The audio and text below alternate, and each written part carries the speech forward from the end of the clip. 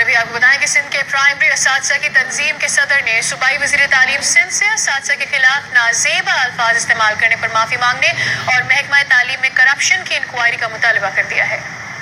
سندھ کے پرائمری کے اساتذہ کی نمائندہ تنظیم کے مرکزی صدر حاجی محمد شفیع سٹھیو کا کہنا ہے کہ صوبائی وزیر تعلیم سردار شاہ نے سندھ اسمبلی کے فلور پر سندھ کے اساتذہ پر بے بنیاد الزامات عائد کیے۔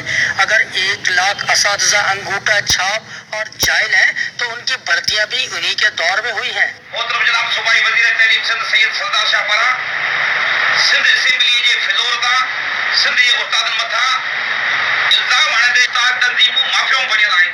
ٹنڈا محمد خان میں اپنی رہائش گاہ پر پریس کانفرنس کرتے ہوئے شفیع محمد سٹھیو کا مزید کہنا تھا کہ سندھ میں تعلیم کی بہتری کے لیے 10 سالوں میں اربوں روپے خرچ کیے گئے، لیکن آج بھی سندھ کے اکثر اسکول بنیادی سہولتوں سے محروم ہیں۔ تعلیم کے سدھارے لا اربیں روپیہ خرچ ڈیکھارے لا آئین۔